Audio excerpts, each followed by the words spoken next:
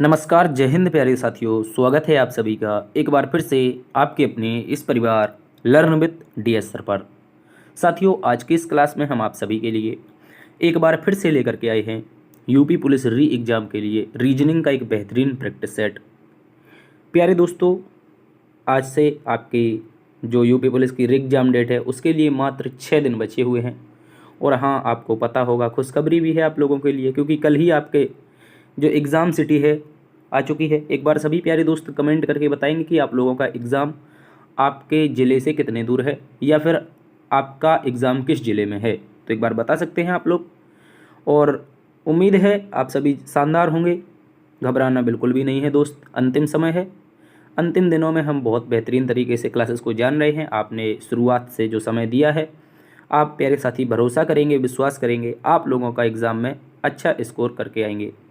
ठीक है दोस्त, बात करते हैं आज की इस क्लास में। तो रीजनिंग का पार्ट नंबर 25 है। बहुत ही शॉर्ट ट्रिक के माध्यम से जानेंगे और ऐसे प्रश्न होंगे जैसे 15 नंबर प्रश्न बोला है निम्नलिखित में से विषम आकृति क्या है, और 12 नंबर प्रश्न में बोला गया है प्लास्टिक फर्नीचर और लकड़ी के बीच में सही संबंध क्या होगा।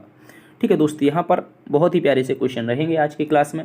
आज की क्लास में लगभग 35 प्रश्न हैं। ठीक है, 5 से 6 प्रश्न ज़्यादा हैं जो आपके एग्जाम के लिए इंपॉर्टेंट बन सकते हैं, इसलिए मैंने ज़्यादा प्रश्न शामिल किए हैं।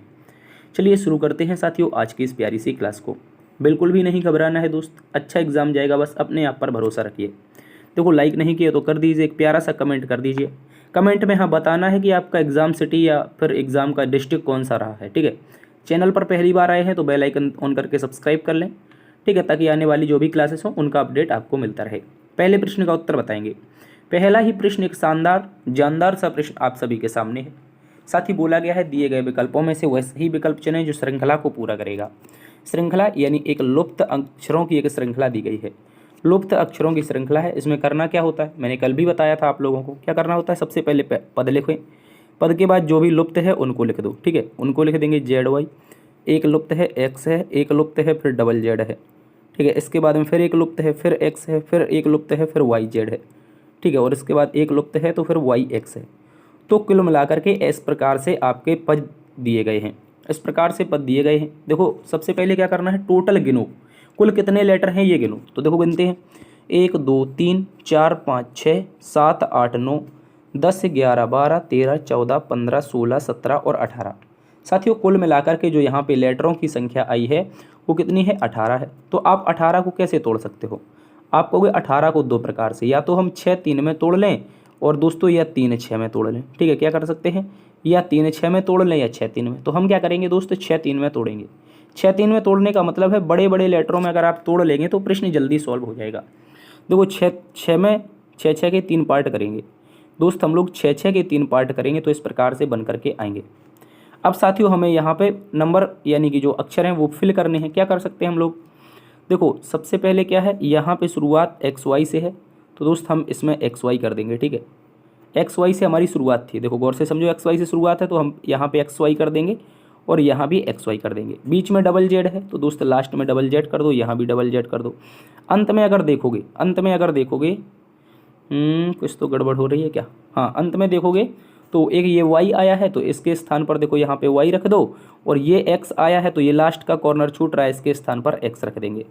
अब आप देख सकते हैं कि आपने कौन कौन से लेटर फिल किए हैं यानी भरे हुए हैं।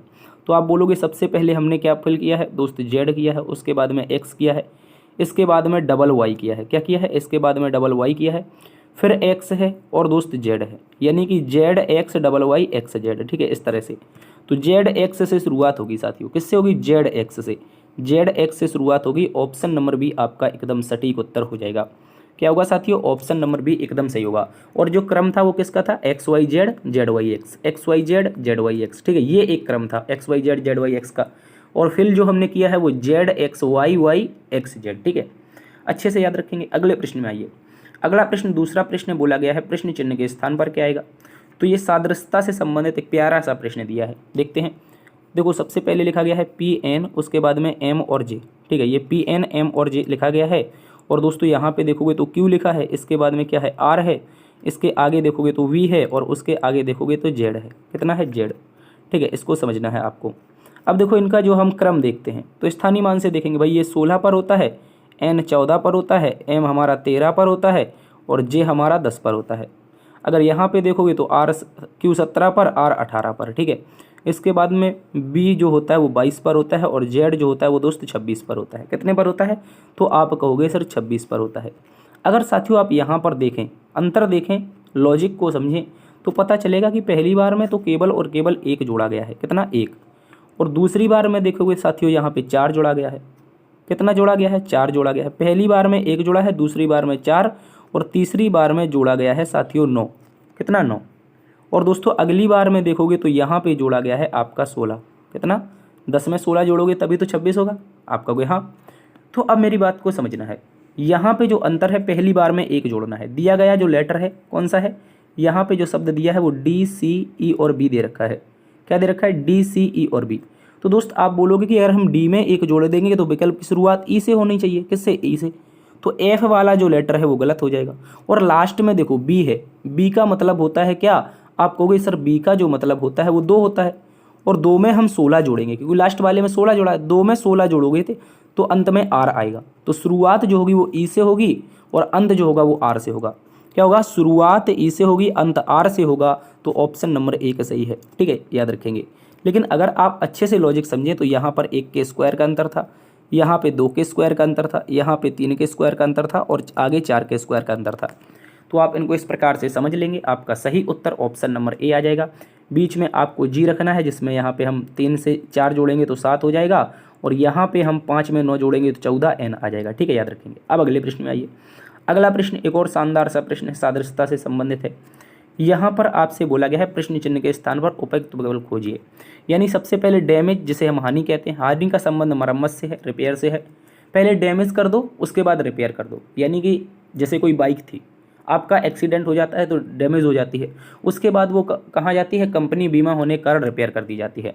यानी कि डैमेज और रिपेयर को अगर प्यारे दोस्त देखेंगे ये कैसे शब्द हैं तो आप कहोगे अपोजिट हैं। क्या है? अपोजिट हैं।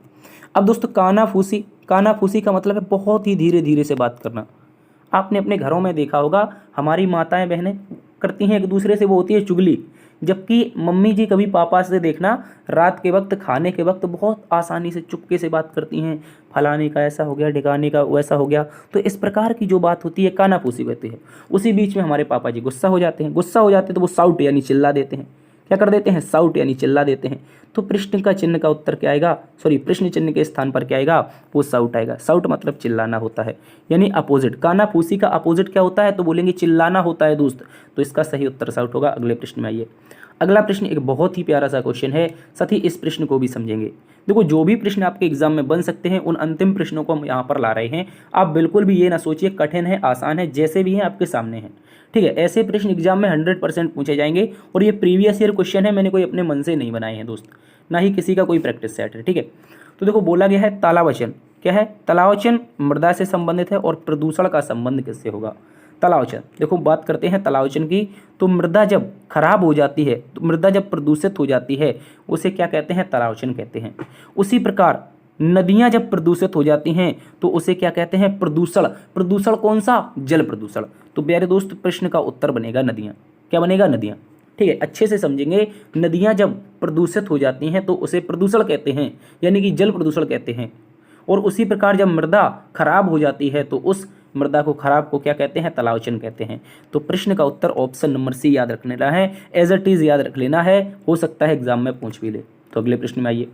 इसी के साथ अगला प्रश्न आप सभी के सामने है। ये एक आसान प्रश्न है, इसका सभी प्यारे दोस्त उत्तर बताएंगे। बताइए क्या हो जाएगा इस प्रश्न का एकदम सही जवाब? बोला है निम्नलिखित में से 5 में 4 निश्चित तरीके से एक जैसे हैं और एक समूह बनाते हैं, इनमें से कौन सा है जो उस समूह से संबंधित नहीं है? तो आप बोलोगे ई, उसके बाद में क्या है? ओ, उसके बाद में क्या है? आई, उसके बाद में क्या है? यू। तो आप अगर इनको देखें, के को छोड़ करके अगर देखें तो ये सारे के सारे वोवल यानी कि स्वर दे रखे हैं। क्या दे रखे हैं साथी? स्वर दे रखे हैं। जबकि हम के को देखते हैं जो मिडिल में दे रखा है, ये कॉन्सोनेंट यानी व्यंजन है, तो इस प्रकार से विषम सी हो जाएगा। क्या हो जाएगा साथी? विषम सी हो जाएगा। समय बिल्कुल नहीं लगाना है, अगले प्रश्न में आना है। अब इसको समझिए, ये एक बहुत ही शानदार प्रश्न है दोस्त, ये एक बहुत ही शानदार प्रश्न है। बोला अल्फाबेट ए से जेड की श्रृंखला में के दाएं तीसरे अक्षर के बाएं पांचवा अक्षर क्या होगा? तो सबसे पहले तो मैं के कुछ दाईं तरफ अक्षर लिखूंगा, उसके बाद कुछ बाईं तरफ लिखूंगा। पहली लाइन से कोई मतलब नहीं है, अल्फ़ाबेट ए से जेड तक, ये केवल आपको बताने के लिए थी। तो बोला है के दाएं तीसरा। दाएं तीसरे का मतलब क्या है भाई? दाएं दिशा हमेशा याद रखनी है, दाएं दिशा हमेशा याद रखनी है और बाएं दिशा हमेशा याद रखनी है। मैं हर प्रश्न में आपको बताता हूँ।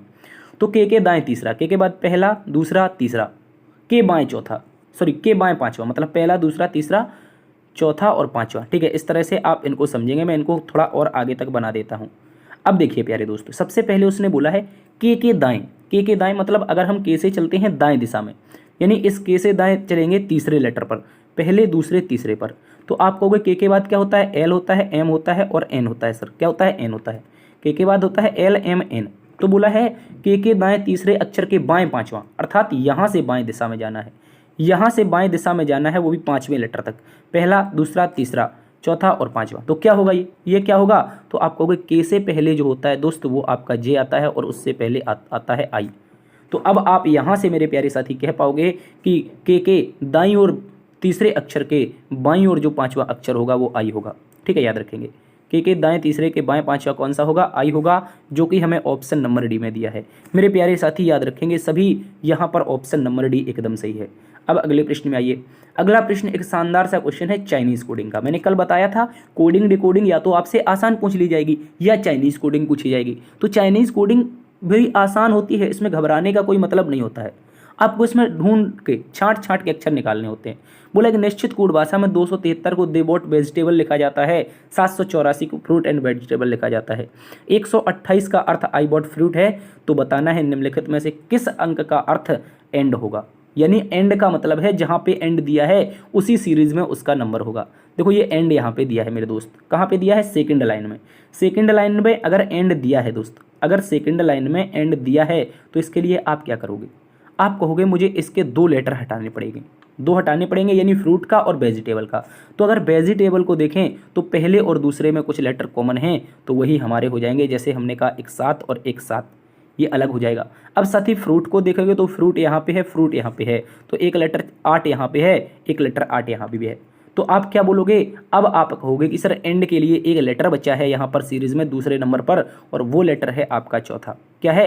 लेटर संख्या कौन सी है? चौथी है, याद रखेंगे। ऑप्शन नंबर जो ए है ये एकदम सही हो जाएगा। एंड के लिए जो कोडिंग आएगी वो 4। अगले प्रश्न में आइए। चाइनीज कोडिंग भी मेरे भाई आसान होती है।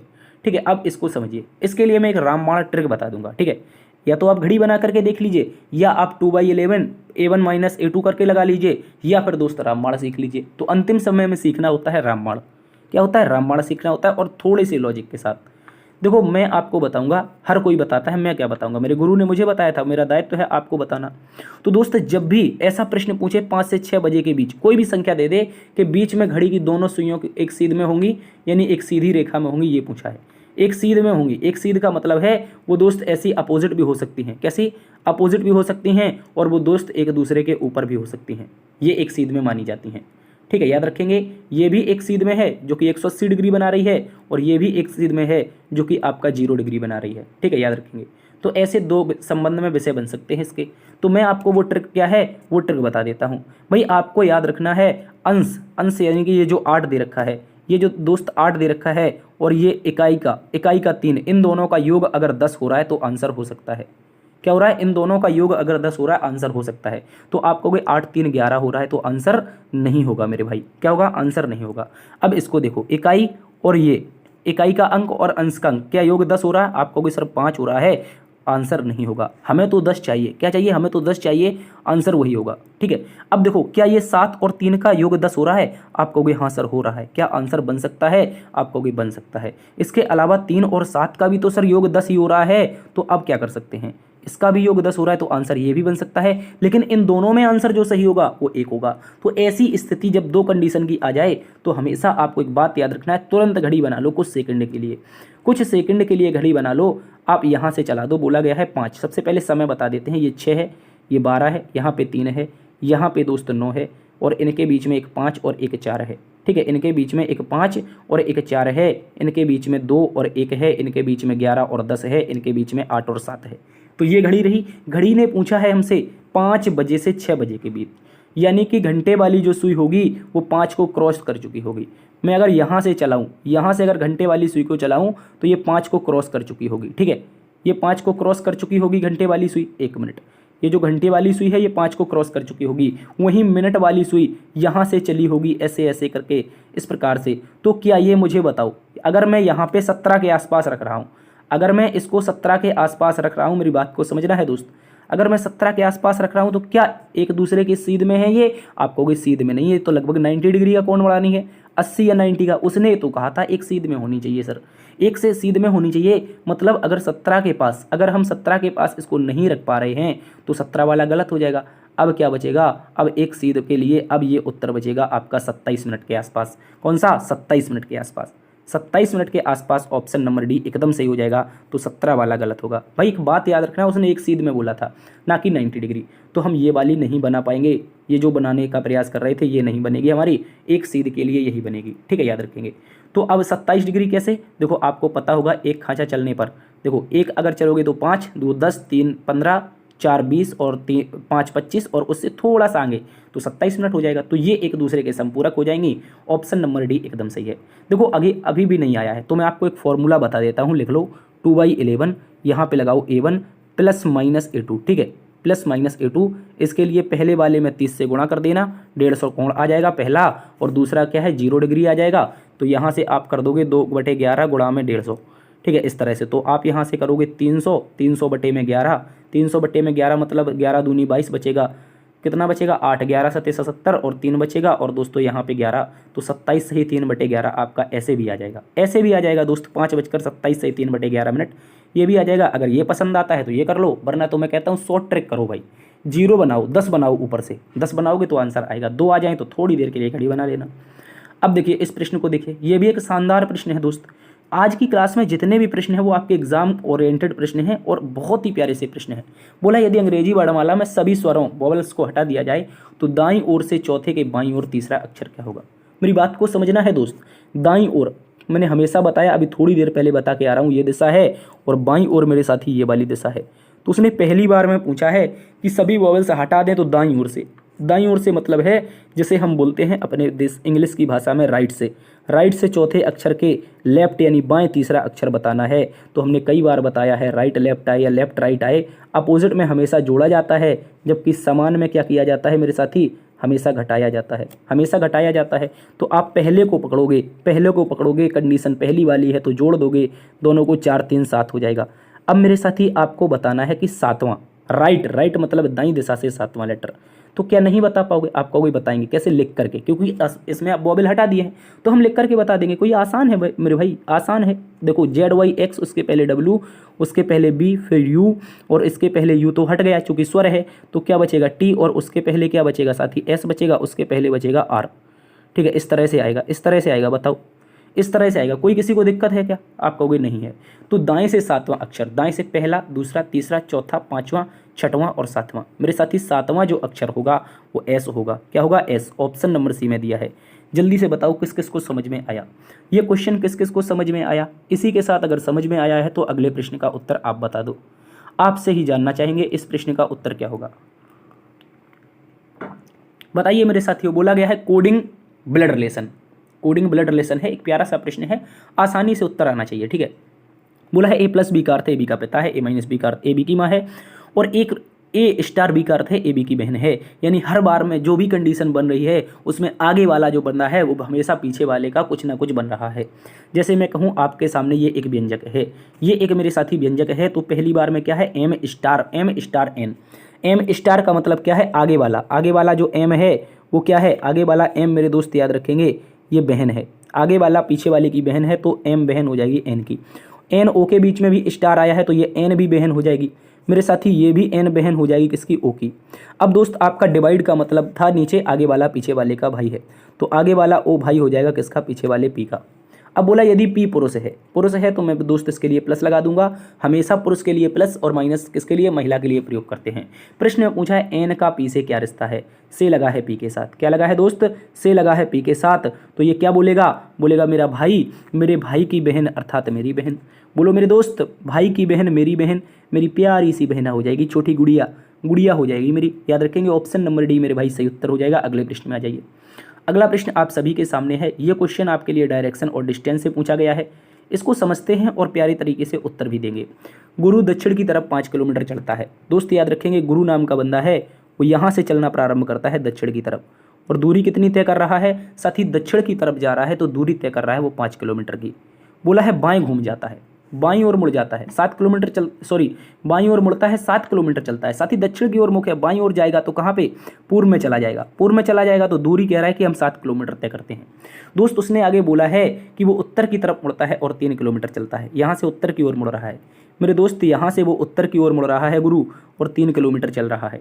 बोला है दोबारा पश्चिम की ओर मुड़ता है और 4 किलोमीटर चलता है। यहाँ से दोस्त पश्चिम की ओर मुड़ा, यहाँ से पश्चिम की ओर मुड़ा, उसने 4 किलोमीटर की दूरी तय कर ली। साथ ही इसके बाद बोला गया है कुछ देर रुकता है, यानी अब वो यहीं पे कुछ देर रुका हुआ है, कुछ देर ठहरा हुआ है, फिर से वो 3 किलोमीटर चलता है, फिर से वो 3 किलोमीटर चलता है, यानी दोस्त ये आगे और 3 किलोमीटर चला जाता है। ठीक है, याद रखेंगे। तो अब बोला है शुरुआती बिंदु से कितनी दूर है गुरु, तो आप क्या कहोगे मेरे साथी, शुरुआत तो उसने यहाँ से की थी, शुरुआत तो यहाँ से की थी, नीचे की ओर कितना गया था, तो आप कहोगे 5 गया था। लेकिन अगर आपको नज़र आ रहा हो 4 3 7, यानी सम्मुख भुजाएं समान हैं, तो सम्मुख भुजा ये भी समान हो जाएगी। यहाँ पे जो दूरी होगी 3 हो जाएगी, और बची हुई ऊपर की ये दूरी, ये इतनी सी दूरी, ये इतनी सी दूरी कितनी बचेगी, टोटल 5 थी, नीचे 3 चली गई, यानी 2 किलोमीटर।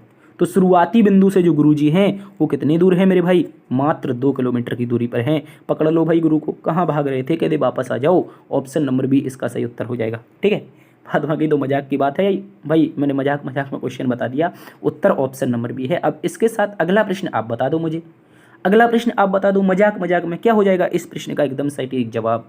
दोस्त बोला है निम्नलिखित में से कौन सा रेखा चित्र दिए गए निम्नलिखित शब्दों के बीच में संबंध को दर्शाता है। आपके पास फर्नीचर है, प्लास्टिक है और लकड़ी है। मेरे दोस्त बताइए फर्नीचर, प्लास्टिक और लकड़ी का सही संबंध क्या होगा।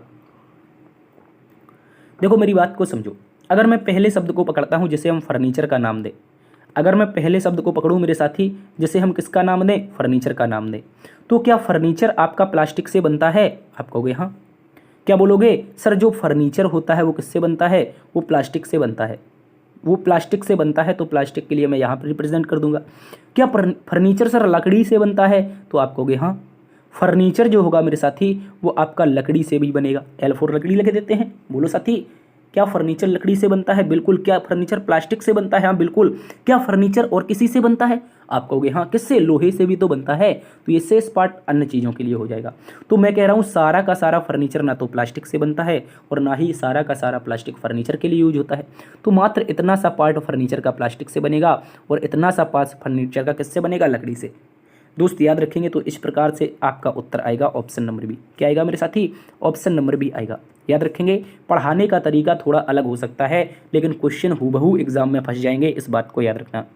कोई भी टीचर हो, कितना भी बड़ा टीचर हो, मैं गारंटी देता हूं क्योंकि मैं जिस किताबों से पढ़ाता हूं, मैंने जिन किताबों से अध्ययन किया है, मैंने जिन शिक्षकों से अध्ययन किया है, वही अध्ययन मैं आपको करवाता हूं, वही मेरे शिक्षक आपको भी अध्ययन करवा रहे हैं। तो एक बार भरोसा करके देखिए दोस्त, यूपी प्लस अगर आपका एग्जाम ना फंसा दे 20 से 30 क्वेश्चन, तो एक बात को छोड़ देना, चैनल को छोड़ के चले जाना। ठीक है, याद रखेंगे बहुत ही बेहतरीन तरीके से ऑप्शन नंबर बी एकदम सही उत्तर है। अगले प्रश्न में आइए।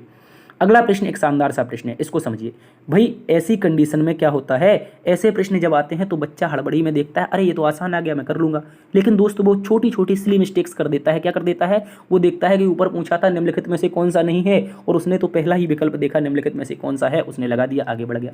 उसने कहा अरे मैं तो करके आ गया, मैं तो करके आ गया। उसके बाद जैसे ही उसने अपना रिचेक किया, रिचेक करने में उसे पता चला ओ ये क्यों गलती हुई, क्योंकि उसने ये नहीं पढ़ा था कि ऊपर नहीं लिखा है। ठीक है, अब आप प्रश्न को एक एक करके समझेंगे। ठीक है, बोला है उस वेन आरेख का चयन कीजिए, निम्नलिखित में से कौन सी संख्या सुंदर ताजे फूल को दर्शाती है। मतलब सुंदर भी होने चाहिए, ताजे भी होने चाहिए और फूल भी होने चाहिए। गुलाबी के बारे में कोई बात नहीं की है। सुंदर का मतलब क्या है, संख्या सर्कल में आनी चाहिए। माफी चाहेंगे, सुंदर का मतलब है संख्या त्रिभुज में आनी चाहिए। ठीक है, किस में आनी चाहिए, त्रिभुज में आनी चाहिए।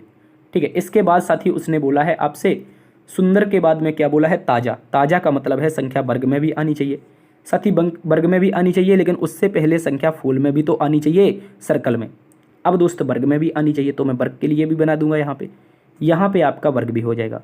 मतलब वह कौन सी संख्या होगी जो सुंदर, ताजे और फूल को दर्शाएगी। ठीक है, सुंदर, ताजे और फूल को दर्शाएगी। हालांकि गुलाबी के बारे में कोई चर्चा की नहीं है, तो इसके बारे में हम कुछ नहीं कह सकते। ठीक है, गुलाबी के बारे में अभी हम कुछ कह नहीं सकते हैं, इस बात को याद रखेंगे। इसके बारे में अभी हम कुछ नहीं कह सकते हैं। ठीक है, अच्छे से समझेंगे, इस गुलाबी के बारे में कुछ नहीं कह सकते। अब देखिए, मेरी बात को समझना है, त्रिभुज में भी आना चाहिए, सर्कल में भी आना चाहिए, साथ ही आपका वर्ग में भी आना चाहिए। तो अगर आप गौर से देखें, अगर आप मेरे साथी गौर से देखें, तो क्या आपको दिखाई देगा ये 10 आपको दिखाई देगा। कैसे? ये साथी आपका वर्ग में भी आ रहा है, ये वर्ग में भी आ रहा है, ये सर्कल में भी आ रहा है, और त्रिभुज में तो ऑलरेडी आ ही रहा है। तो आप क्या बोलोगे? हाँ। तो ये 10 क्यों ना इसका उत्तर लगा दें हम। बताओ मेरे साथी, क्या मैं इसका उत्तर 10 लगा दूं? आप कहोगे लगा दीजिए। क्या लगा दीजिए? ठीक है। इसके अलावा क्या उसने आपसे साथी मेरे दोस्त, क्या उसने मना किया था गुलाबी के लिए ऊपर? तो आप कहोगे नहीं किया था। तो मैं इस 7 को क्यों छोड़ रहा हूँ दोस्त? इस 7 को क्यों छोड़ रहा हूँ? इस 7 को बताओ क्यों छोड़ रहा हूँ? ठीक है, जल्दी से बताओ। ये जो 7 है ये भी तो ले सकते हैं, क्योंकि ये वर्ग में भी आ रहा है, ये आपका त्रिभुज में भी आ रहा है, ये आपका सर्कल में भी आ रहा है। हालांकि वो एक्स्ट्रा किस में आ रहा है? गुलाबी में। लेकिन उसने गुलाबी के लिए मना नहीं किया, तो क्या 7 भी हो सकता है? हाँ मेरे साथी, बिल्कुल हो सकता है, याद रखेंगे। तो यहाँ पे आपका ऑप्शन नंबर ए और सी दोनों हो सकते हैं। अगर एक ऑप्शन अलग से दे देता इनके स्थान पर, ये भी होते हैं, और इसके साथ साथ में एक और ई नंबर का ऑप्शन बना करके देता 17, तो मैं इसको भी लगा सकता था, मैं इस 17 को भी लगा सकता था, दोनों को जोड़ करके, क्योंकि उसने गुलाबी के लिए नहीं मना किया था। लेकिन एग्जामिनर के जो द्वारा माना गया है वो उसने केवल और केवल 10 को माना था, जो मैं मानता हूँ ये बिल्कुल गलत था, और पिटीशन दायर करके इस क्वेश्चन को सही करवाया गया था। ठीक है, तो आप याद रखेंगे, जब भी आपसे मना ना करें तो आप तब तक आप उनको शामिल करते रहेंगे ऐसे प्रश्नों में। अगले प्रश्न के में इसी के साथ आ जाएंगे। अब देखिए, बोला गया है उस वेन आरेख में निम्नलिखित में से कौन सा वर्ड उन लड़कियों को दर्शाता है जो एथलीट हैं लेकिन मुक्केबाज नहीं। क्या पूछा है? मुक्केबाज नहीं। देखो यहाँ पे कंडीशन नहीं वाली दे दी, और मुक्केबाज के लिए क्या था? सर्कल था। मुक्केबाज के लिए क्या है मेरे साथी? तो सर्कल है। तो सर्कल में जो भी आ रहा है उसको काट दो पहले। सर्कल में सी आ रहा है, नहीं बनेगा। डी आ रहा है, नहीं बनेगा। एफ आ रहा है, नहीं बनेगा। तो सी नहीं बनेगा, डी नहीं बनेगा, एफ नहीं बनेगा, ऑप्शन नंबर बी बनेगा। क्या बनेगा? केवल और केवल ऑप्शन नंबर बी बनेगा। वो लड़कियाँ जो आपकी एथलीट भी हैं और आपके क्या हैं? मुक्केबाज भी नहीं हैं, और दोस्त एथलीट हैं, याद रखेंगे। ऑप्शन नंबर बी सही हो जाएगा। अगले प्रश्न में आइए। अब दोस्त यहाँ पे आपकी वही आर्ग्यूमेंट बेस्ड क्वेश्चन है। आर्ग्यूमेंट बेस्ड क्वेश्चन एक अच्छा क्वेश्चन होता है, इसको समझ लेंगे। ठीक है, इसको समझने का आप लोग प्रयास कीजिए। ऐसे प्रश्न भी आपको एग्जाम में देखने को मिलेंगे। कंपनी XYZ में चयनित होने के लिए निम्नलिखित शर्तें हैं। यह संपूर्ण जानकारी 1 मार्च 2016 की है। संपूर्ण जानकारी 1 मार्च 2016 की। कम से कम 80% के साथ 12th पास करना चाहिए। भाई क्या कह रहा है कि उसके पास अगर 12th की डिग्री हो, अगर 12th की डिग्री हो तो मार्क कितने होने चाहिए? 80%। यानी पहली कंडीशन 80% मार्क अनिवार्य हैं। ठीक है, दूसरी कंडीशन कम से कम 70 किसमें? BBA में। भाई BBA में कितने चाहिए? BBA में 70 चाहिए, 70 चाहिए। 25 से 35 साल के बीच में होना चाहिए। बंदा कितने में होना चाहिए? 35 से 25 के बीच में होना चाहिए। चलिए देख लेंगे। तीसरी कंडीशन है, बोला है किसी प्रख्यात संस्था में 5 साल का अनुभव हो। किसी प्रख्यात संस्था में 5 साल का अनुभव है, और पांचवा कह रहा है कि कम से कम 70% में MBA भी किया हो। भाई BBA के साथ में उसको MBA भी चाहिए, कितने में? 70% में। 70 में BBA और 70 में ही MBA, ये दोनों चाहिए उसको, और 5 साल का अनुभव भी चाहिए। लेकिन उसने बोला है तथापि यदि एक आवेदक उपरोक्त सभी मानदंडों को पूरा करता है सिवाय किसके? 1 नंबर। ए वाले में बोला है कि 2 नंबर को अगर पूरा नहीं करता है। 2 नंबर कहाँ पे लिखा है? तो आप कहोगे 2 नंबर ये लिखा है कि अगर वो उसने BBA से स्नातक नहीं किया है तो मामला महाप्रबंधक को भेजा जाएगा। मामला कैसे भेजा जाएगा साथी? महाप्रबंधक को भेजा जाएगा। बोला है उपयुक्त 4 किंतु 3 या अधिक साल का अनुभव है। अगर वो 4 वाली कंडीशन पूरी नहीं कर पाता है, अगर उसके पास 5 साल का अनुभव नहीं है तो 3 साल का अनुभव होना जरूरी है। इस मामले में मामला निदेशक को भेजा जाएगा। किसको भेजा जाएगा साथी? निदेशक को भेजा जाएगा। इस बात को आप सभी अच्छे से याद रखेंगे। तो पहली कंडीशन 80% से 12th, 70% से BBA, 35 से 25 साल के बीच, 5 साल का अनुभव, 70% से MBA। अगर सभी पूरे हैं तो चयन कर देंगे, और अगर दूसरा तीसरा करता है तो फिर महाप्रबंधक और निदेशक को भेजेंगे। चलिए पहले प्रश्न की ओर चलते हैं। आपके सामने है पहला प्रश्न, चलिए देखते हैं। दीपन राज का जन्म 2 फरवरी 1989 को हुआ है। दोस्त 2 फरवरी 1989, और आपने पढ़ा होगा इस प्रश्न में कि ये जो सारी जानकारी है 1 मार्च 2016 की है। तो क्या 1 मार्च 2016 तक ये आपका 35 से 25 के बीच में है? आप कहोगे 2 फरवरी दोस्तों 1989, मतलब 11 साल यहाँ पे और दोस्त 16 साल यहाँ पे, तो कितना हो जाएगा? टोटल एवरेज देखा जाए तो आसपास 27 साल के लगभग ये दीपन राज हो रहा है, तो मतलब 25 से 35 के बीच में है। तो कंडीशन कौन सी सेटिस्फाइड हो रही है, तो आप बोलोगे कंडीशन नंबर 3 सेटिस्फाइड है। मेरे साथी कंडीशन नंबर जो 3 है वो एकदम सेटिस्फाइड है। 87% अंकों के साथ 12वीं की है, और हमें कितने से चाहिए थी, हमें तो मात्र 80 से चाहिए थी। तो पहली कंडीशन तीसरी कंडीशन दोनों पूर्ण कर दी है। बीबीए उत्तीर्ण किया है 75 से, बीबीए उत्तीर्ण किया है 75 से। हमें बीबीए कितने से चाहिए था, 70 से चाहिए था, मतलब तीसरी कंडीशन भी उसने पूर्ण कर दी। पहली दूसरी तीसरी तीनों कंडीशन पूर्ण है। बीबीए के साथ में बोला 85% अंकों से एमबीए किया है। भाई पांचवी कंडीशन भी तो पूर्ण कर दी, और जेडेक्स प्राइवेट लिमिटेड में 5 साल का अनुभव है, चौथी कंडीशन भी पूर्ण कर दी। अब भैया सब कंडीशन पूर्ण कर रहे हैं दीपन राज, तो सिलेक्शन सीधा सीधा दे दो, कह दो भैया ले जाओ सिलेक्शन और मजे करो अपने, ठीक है। याद रखेंगे दीपन राज का सिलेक्शन हो जाएगा। 16वें नंबर प्रश्न में आ जाओ। 16वें नंबर प्रश्न में आप लोगों से बोला है कि धन्या का जन्म 2 फरवरी 1989, अभी वो भी 2 फरवरी था, ये भी 2 फरवरी है, मतलब धन्या भी कितने की है, 27 साल की है। तो तीसरी कंडीशन फुलफिल कर रही है 92% अंकों से। पहली कंडीशन भी पूरी है, 92% अंकों से 12वीं की है, और वो 75% से बीसीए करती है। भाई उसने तो बीबीए के बारे में कहा था, उसने सेकंड कंडीशन में बोला था कि जो एस्पिरेंट हो उसके पास बीबीए होना चाहिए, लेकिन जो धन्या है उसके पास क्या है, उसके पास तो बीसीए है। क्या है, बीसीए है। तो भाई क्या आइदर सेकंड के लिए दी है, हाँ आइदर सेकंड के लिए दी है। अगर उसने बीबीए नहीं किया है, बीसीए किया है 75 से, तो दोस्त मामला महाप्रबंधक को भेजा जाएगा। तो आगे उसके बाद एक कंडीशन उसकी और चेक कर लेते हैं, क्या 5 साल का अनुभव है, आप कहोगे 5 साल का अनुभव है जेडेक्स कंपनी में। तो भाई अब इसको किसने भेज देंगे, महाप्रबंधक के पास। किसके पास भेजेंगे मेरे साथी, महाप्रबंधक के पास। क्यों भेजेंगे, क्योंकि उसने बीबीए के स्थान पर बीसीए किया है। ऑप्शन नंबर बी एकदम सही है। अब अगले प्रश्न में आइए, बोला गया है मोनिका का जन्म, मोनिका का जन्म दोस्तों बोला गया है 2 अक्टूबर 1991 को हुआ है। 2 अक्टूबर 91, यानी दोस्त 9 साल की यहाँ पे होगी और 16 साल की यहाँ पे होगी, मतलब 16 9 25 क्या हो पाएगा, 16 9 25। मुझे कम लग रहा है 25 में, क्योंकि ये अक्टूबर है वो फरवरी है, तो अक्टूबर तक जाएंगी तभी तो 16 9 25 की होगी, लेकिन यहाँ पर 25 से थोड़ी कम लग रही हैं। तो पहली कंडीशन पूरी नहीं कर रही हैं, और पहली कंडीशन के लिए कोई भी छूट नहीं दी गई थी। छूट किसके लिए थी, केवल 2 और 4 के लिए। देख लो अभी विश्वास नहीं है तो देख लो, केवल 2 और 4 के लिए छूट थी। क्या बोला था, केवल और केवल छूट किसके लिए थी, 2 और 4 के लिए। क्या दोस्त उम्र वाले में छूट थी, उम्र वाले में कोई छूट नहीं थी। तो 24 साल के हैं, इनका सिलेक्शन नहीं होगा, दीदी का सिलेक्शन नहीं होगा। याद रखेंगे मोनिका को बाहर कर दो, मोनिका का सिलेक्शन नहीं किया जाएगा। कहाँ, या तो उम्मीदवार का चयन नहीं होगा, या तो आंकड़े अपर्याप्त हैं, ठीक है। बीबीए किया है, मुझे कोई मतलब नहीं, 85, इंटर में 85, एमबीए में इंटर में 75, ओहो इंटर में 75 है भाई, उसने 80 मांगा था। पहली कंडीशन के लिए छूट नहीं, तो भी नहीं होगा, सिलेक्शन तो इनका होना ही नहीं किसी भी कीमत पे। अब आ जाओ ये प्रश्न देखिए, ऐसे प्रश्न बच्चों को बहुत परेशान करते हैं, आपको नहीं करने चाहिए। सारे धान चावल हैं, तो मैं क्या करूंगा, जितना भी धान का पार्ट है मेरे साथी, जितना भी D4 धान का पार्ट है उसे हम सारा का सारा क्या बना देंगे, C4 चावल बना देंगे, ठीक है। इसके बाद साथी उसने बोला है कि कुछ चावल गेहूँ है, तो चावल का कुछ पार्ट क्या है, G4 गेहूँ है। इसके बाद मेरे भाई उसने एक बात और कही है, क्या कही है, भूल नहीं जाना है कि कुछ गेहूँ वस्तु भी हैं, कुछ गेहूँ क्या है, वस्तु भी हैं, ठीक है। पहले तो सारे के सारे धान चावल थे, फिर कुछ गेहूँ चावल हुए, कुछ वस्तु गेहूँ हैं। तो अब देखिए कुछ वस्तु गेहूँ हैं, मुझे बताओ क्या कथन में बोला था, कुछ गेहूँ वस्तु है, यहाँ कुछ वस्तु गेहूँ है, मतलब इतना इतना सा संबंध बन रहा है, पहला सही है। अब इसके बाद अगला देखते हैं, बोला है तमाम वस्तुओं के चावल होने की संभावना है। जितनी भी B4 वस्तुएं हैं क्या उस चावल हो जाएंगी, आप कहोगे हाँ, गेहूँ के अंदर रख दो, तो कुछ वस्तु गेहूं भी हो जाएंगी और सारी की सारी चावल हो जाएंगी, तो संभावना तो आराम से बन जाएगी। संभावना कोशिश करते हैं हमेशा इसको बना लिया जाए, ठीक है। संभावना हम हमेशा बनाने की कोशिश करते हैं। ऑप्शन नंबर क्या होगा, दोनों निष्कर्ष अनुसरण करते हैं, तो साथ ही सी नंबर का सही होगा, सी नंबर सही होगा, याद रखेंगे। अगले प्रश्न में आइए, अगले प्रश्न में बोला है कथन, क्या अभ्यास एक आदमी को निपुण बनाता है, बताओ क्या अभ्यास एक आदमी को निपुण बनाता है। तो बोला है हाँ, अवसरवादी मौके का फायदा उठाते हैं। भाई उसने तो केवल इतना सा कहा था, अभ्यास आदमी को निपुण बनाता है, अवसरवादी की कोई चर्चा ही नहीं थी, इसको तो छोड़ दो।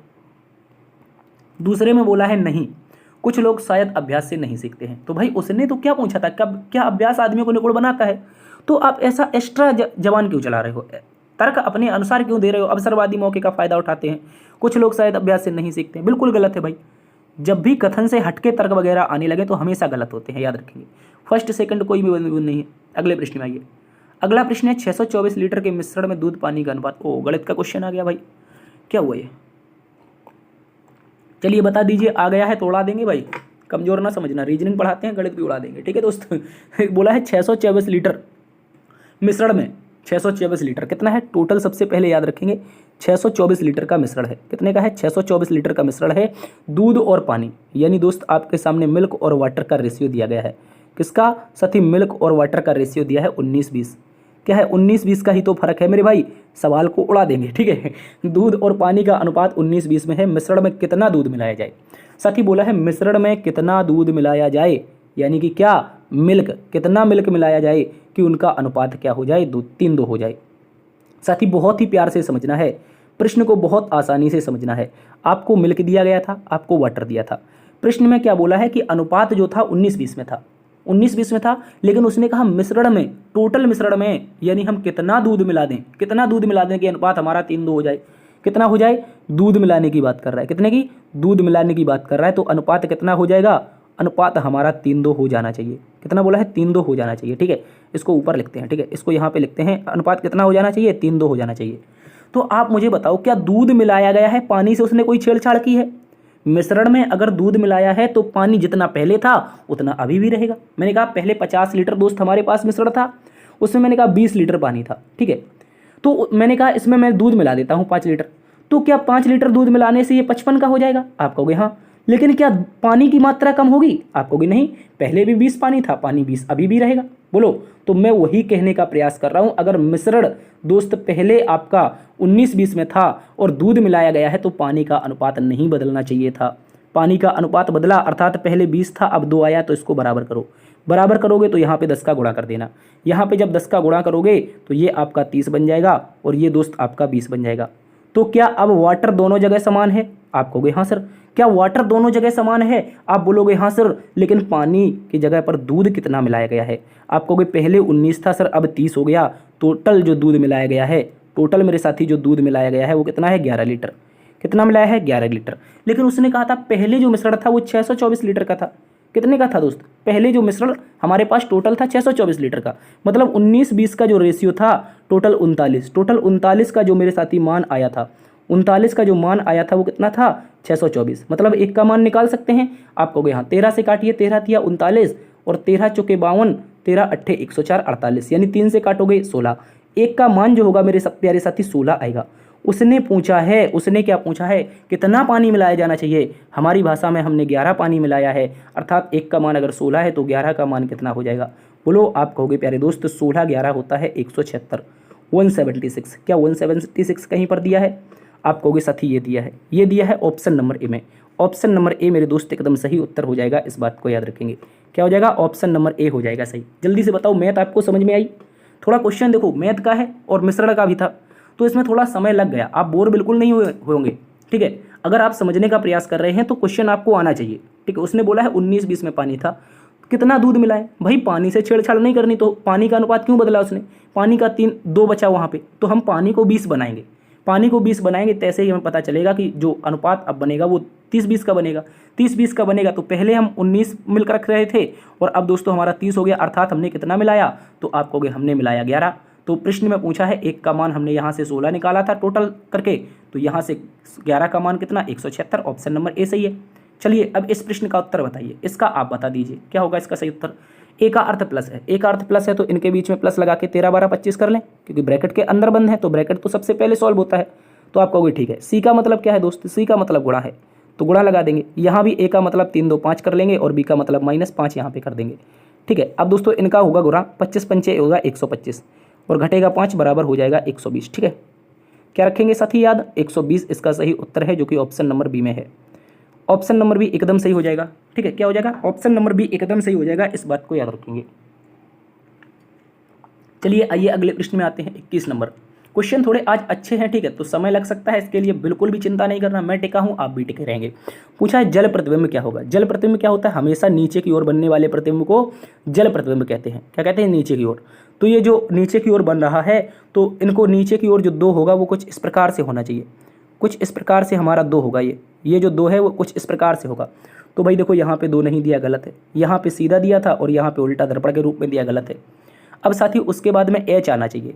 क्या आना चाहिए? एच आना चाहिए। और एच कैसा? वो भी ऐसा आना चाहिए, ऐसा ऐसा। तो हमारा 2 आ गया। ठीक है, ये 2 आ गया। उसके बाद एच जो होगा वो कुछ इस प्रकार से आएगा, इस प्रकार से।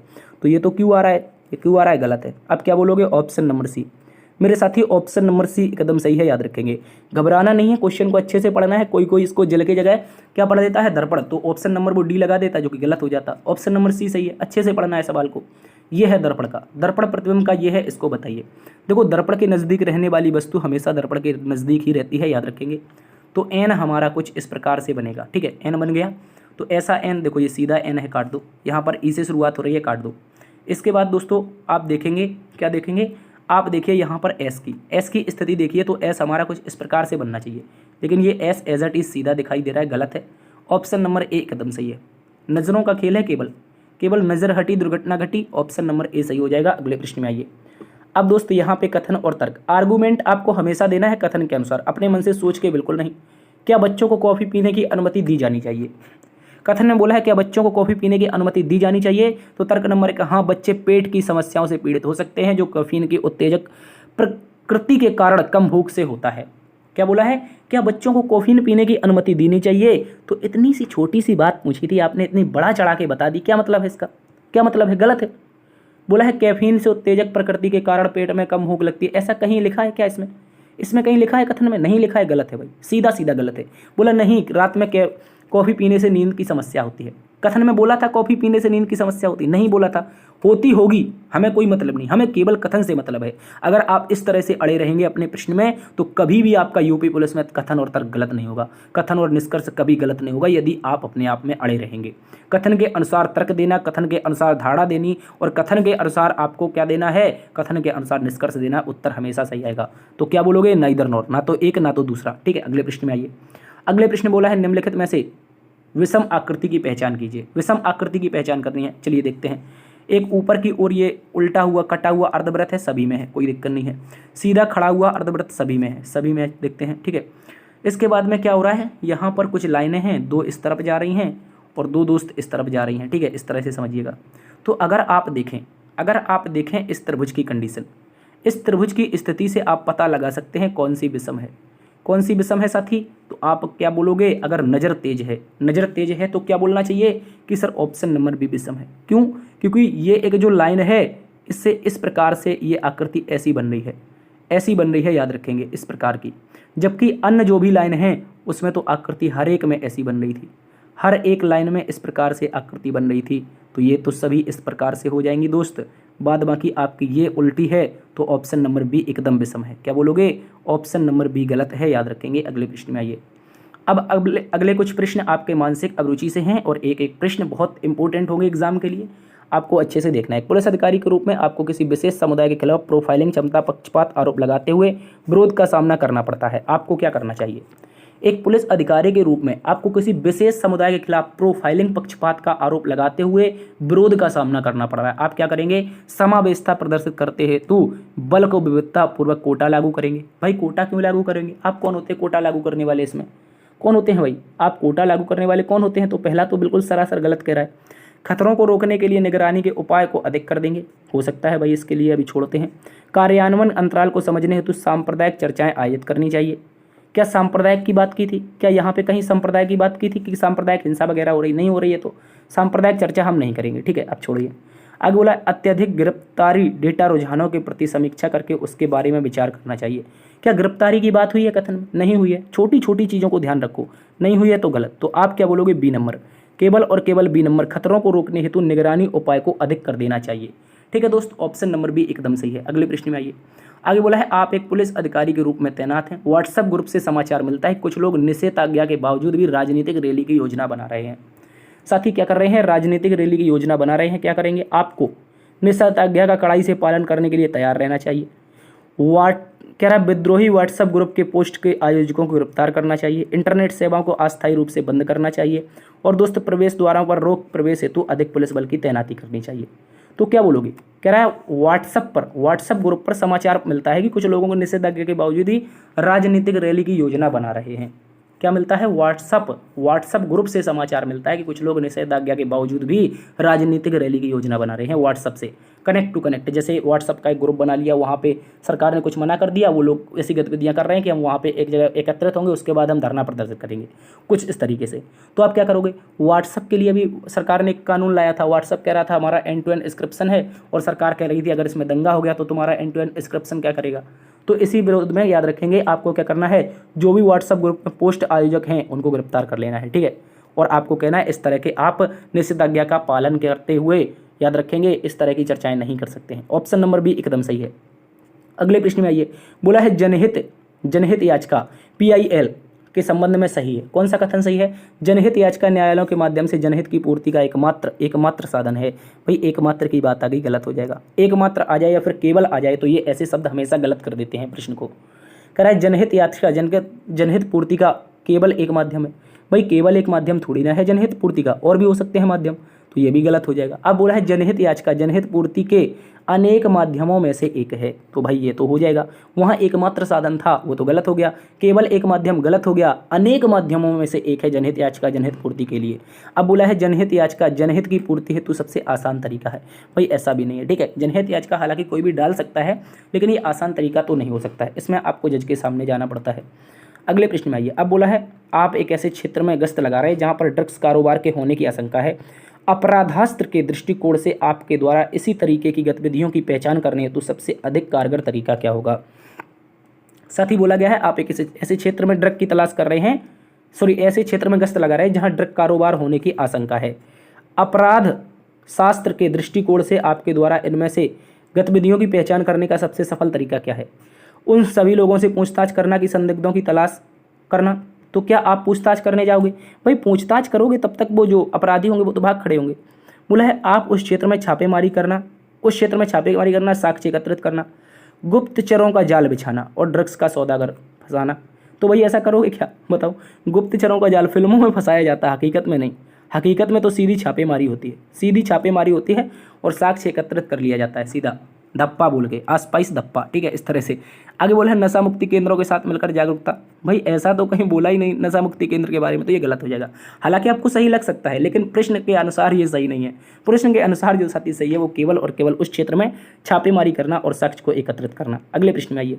बोला है आपकी ड्यूटी का समय समाप्त हो गया। सबसे चर्चित प्रश्न, आज का सबसे चर्चित प्रश्न, और यूपी पुलिस हो सकता है इसको पूछ ले। ड्यूटी का समय समाप्त हो गया है, परंतु आपके पास कोई दूसरा पुलिसकर्मी नहीं आया आपके स्थान पर। ऐसी स्थिति में क्या करेंगे। हमेशा याद रखेंगे आप ड्यूटी पर बने रहेंगे, दूसरे पुलिसकर्मी के आने तक ड्यूटी पर बने रहेंगे, ठीक है। वरिष्ठ अधिकारियों से शिकायत करेंगे, ऐसा कुछ नहीं करना है, कुछ भी नहीं करना है। आपको अपने क्या करना है, अपने कर्तव्यों से भागना नहीं है। जब तक दूसरा नहीं आ जाता तब तक ड्यूटी पर रहेंगे। अब अगले प्रश्न में आइए। बोला है आप किसी मामले में रिपोर्ट लिखा रहे हैं जिसमें एक पुलिस अधिकारी पर वंचित समुदाय के व्यक्ति के साथ दुर्व्यवहार करने का आरोप लगता है। यानी आप एक ऐसे मामले की रिपोर्ट लिख रहे हैं जिसमें पता चलता है कि जो वंचित समुदाय है उसके ऊपर जो दुर्व्यवहार किया है वो आपके ही किसी पुलिस अधिकारी ने किया है। तो ऐसी स्थिति में आपकी प्रक्रिया क्या होगी, क्या प्रक्रिया होगी। क्या आप ये बोलोगे कि हमारे सीनियर साहब हैं, भाग जाओ यहाँ से, हम रिपोर्ट नहीं लिखेंगे। उस व्यक्ति का रिपोर्ट ना लिखने का दबाव बनाएंगे, गलत है। आप रिपोर्ट नहीं लिखेंगे, उसे भगा देंगे, बिल्कुल गलत है। आप रिपोर्ट को कम गंभीर बनाने की कोशिश करेंगे, ऐसा भी बिल्कुल गलत है। ऑप्शन नंबर डी, आप रिपोर्ट में सच्चाई लिखेंगे भले ही हुए पुलिस अधिकारी के विरुद्ध ही क्यों ना हो। मतलब यूपी पुलिस देश सेवा, कर्म, धर्म, ध्यान सब रखना चाहिए इन चीज़ों में, ठीक है। सच्चाई से लिखेंगे, चाहे पुलिस अधिकारी हो, चाहे हमारे इस स्थान पर पिताजी ही क्यों ना हो, चाहे हमारी माताजी ही क्यों ना हो, चाहे हमारा कोई भाई ही क्यों ना हो। अगर हमें पुलिस में हैं और हमें सच्चाई लिखनी है तो उनके खिलाफ कार्रवाई करनी पड़ेगी। और मैंने एक दिन बताया भी था कि इसीलिए पुलिस को क्या कहा जाता है। पुलिस तो क्या है अब आप समझ सकते हैं, ठीक है। मैं उसको नहीं ज़्यादा दोष दूंगा क्योंकि आप सभी पुलिस वाले बनने वाले हैं, ठीक है। अगले प्रश्न में आ जाइए। अगले प्रश्न में बोला है किसी भी दुर्घटना या गंभीर दुर्घटना की सूचना मिलने पर पुलिस को सर्वप्रथम क्या करना चाहिए। बताइए। घटनास्थल पहुंचकर सर्वप्रथम साक्ष्य संरक्षित करने चाहिए, तो ये तो हो सकता है, साक्ष्य तो संरक्षित करने चाहिए। सर्वप्रथम क्या करना चाहिए, उसने ये पूछा है, सर्वप्रथम करने की बात कर रहा है, तो क्या करना चाहिए। घटनास्थल पर शीघ्र पहुंचकर घटना की विषय वस्तु की जानकारी प्राप्त करके अपने बड़े अधिकारियों को सूचित करना चाहिए। तो भाई ऐसा भी कर सकते हैं, हालांकि ये सर्वप्रथम कार्य नहीं होगा, ये आपका कार्य दूसरा होगा, तो ये मैं गलत मानता हूँ। कह रहा है कोई भी कार्यवाही करने हेतु पूर्व वरिष्ठ अधिकारियों को घटनास्थल पर पहुंचने की प्रतीक्षा, ऐसा भी नहीं करना चाहिए, ऐसा भी नहीं करना चाहिए। पता चले कोई तड़प रहा है वहाँ मर जाए, आपके अधिकारी ही नहीं आ पाए, ठीक है, ऐसा बिल्कुल नहीं करना चाहिए। ऑप्शन नंबर डी एकदम सही है। बोला है सर्वप्रथम जो भी घायल हैं अति शीघ्रता से चिकित्सालय सुविधा उपलब्ध करवानी चाहिए। तो यहाँ पे पहला वाला गलत हो जाएगा। ये आपका सेकंड काम होगा। जब जो घायल होंगे, जो आपके घायल होंगे वो साथी अस्पताल चले जाएंगे, तो आप सेकंड काम कौन सा करेंगे? घटनास्थल पर पहुंचेंगे और मौजूद जो भी साक्ष्य संरक्षित करेंगे। तो पहला काम है घायलों को अति शीघ्रता से चिकित्सीय सुविधा उपलब्ध कराना। अगले प्रश्न में आइए। प्रश्न नंबर 34, यदि दर्पण को दाईं ओर रखा जाता है तो दी गई आकृति दर्पण के सही निर्मित प्रतिबिंब का चयन कीजिए। दोस्तों यहाँ पे इसका चयन बताना है। तो एक बात याद रखना है, यहाँ पे अगर इसको देखें, इसमें क्या है, एक लाइन है और बाहर की ओर इस तरह के कट लगे हुए हैं। तो बाहर की ओर जहाँ पे वो सही होंगे। देखो ऑप्शन नंबर ए और ऑप्शन नंबर डी, अंदर की ओर कट लगे हुए हैं। क्या बोल रहा है? अंदर की ओर ऐसे कट लगे हुए हैं ऑप्शन नंबर ए डी में। तो ये तो दोनों के दोनों गलत हो गए। हमें कितने चाहिए? बाहर की ओर चाहिए। इसके अलावा ये त्रिभुज, ये जो त्रिभुज है ये अंदर बना हुआ है। ये त्रिभुज हमारा कुछ इस प्रकार से इस दिशा में आना चाहिए, ऐसा आना चाहिए। लेकिन उससे पहले आप याद रखोगे दर्पण के नज़दीक जो वस्तु है वो यहीं पे रहेगी। मतलब इस तरीके से ये चीज़ें यहाँ पे आ जाएंगी और ये बीच से ऐसा कटेगा, इस तरह से बीच से यहाँ से कट जाएगा। तो ये नीचे वाली जो लाइन होगी, नीचे वाली लाइन होगी, इसमें धारियाँ होगी। इसमें क्या होंगी दोस्त? धारियाँ होंगी, याद रखेंगे, इनमें धारियाँ होंगी। तो यहाँ पे ऑप्शन नंबर सी सही है, इसकी धारियाँ गलत दिशा में है। ऑप्शन नंबर सी एकदम सही है दोस्त, याद रखेंगे। 35 नंबर प्रश्न में आ जाइए। बोला गया है नीचे दी गई आकृति को बनाने के लिए एक पारदर्शी शीट पर निम्नलिखित में से किस आकृति में कट का उपयोग किया जाएगा? साथी ऐसी पारदर्शी शीट में बताइए कौन सी आकृति बना सकते हैं? कट लगा करके इस पारदर्शी शीट में कौन सी आकृति बना सकते हैं? बताओ दोस्त, क्या बना सकते हो आप? क्या आप ये बना सकते हो वर्ग? क्या ऐसा वर्ग कहीं पर बन रहा है? मुझे बताओ, क्या ऐसा वर्ग कहीं पर बन रहा है? ये नहीं बन रहा है भाई। तो पहला तो बिल्कुल गलत है, पहला तो एकदम सरासर गलत है, ये तो बनेगा ही नहीं। क्या बी नंबर त्रिभुज बन रहा है? क्या कहीं पे 90 डिग्री का एंगल बन रहा है? आप बताओ। एंगल भी नहीं बन रहा है। क्या पंचभुज बनेगा दोस्त? देखिए इसको देखने का प्रयास कीजिए, ये शायद पंचभुज तो बन जाएगा मेरे भाई, पंचभुज तो बन जाएगा, पंचभुज तो बन जाएगा। ऑप्शन नंबर सी एकदम सही है। लेकिन ये जो पंचभुज है ये एकदम सीधा पंचभुज नहीं बन पाएगा, एकदम सीधा नहीं बन पाएगा, तो डी गलत है। ऑप्शन नंबर सी एकदम सही है, ऑप्शन नंबर सी एकदम सही है, याद रखेंगे। और मेरे साथी आज का होमवर्क क्वेश्चन 36 नंबर है आज का गृह कार्य। बोला गया है निम्नलिखित प्रश्नों में समानता ज्ञात कीजिए। समानता के लिए आपको 4 शब्दावलियाँ दी गई हैं। ऊँट है, हाथी है, भैंस है, जिराफ है, इन सभी के द्वारा बताना है। 4 ऑप्शन है, इनका सही उत्तर क्या होगा? ये आज का होमवर्क है। उम्मीद है साथी क्लास पसंद आई होगी। आज की क्लास में हमने बहुत ही महत्वपूर्ण एग्जाम से संबंधित प्रश्न करवाए हैं। जो प्रश्न हर कोई टीचर आपको करवा रहा है वो भी मैंने आपको करवाने का प्रयास किया है। तो यदि क्लास पसंद आई है तो आप करना क्या है, क्या करना है? वही जादू दिखाना है। दिखा दें जादू? जादू क्या करना है, बस लाइक शेयर सब्सक्राइब करना बिल्कुल ना भूलिए। लाइक कीजिए, कमेंट कीजिए, शेयर कीजिए। चैनल पर पहली बार आए हैं तो ये ध्यान रखना है सब्सक्राइब जरूर कर लेना और साथ साथ में बेल आइकन ऑन कर लो ताकि आने वाली जो भी क्लासेस हो अपडेट मिलता रहे, ठीक है। तो फिलहाल आज की क्लास में इतना ही। मस्त रहिए, स्वस्थ रहिए। साथ ही कभी भी जीवन में निराश नहीं होना है। सफलता एक संघर्ष है, असफलता एक क्या कहते हैं कहानी है, स्वीकार करो। क्या कमी रह गई इसमें देखो और सुधार करो, ठीक है। वक्त के साथ आपकी नौकरी जरूर लगेगी भाई। फिलहाल इतना ही, मिलते हैं एक नई वीडियो में, तब तक के लिए अपना ख्याल रखना। जय हिंद, जय भारत, जय मां सरस्वती।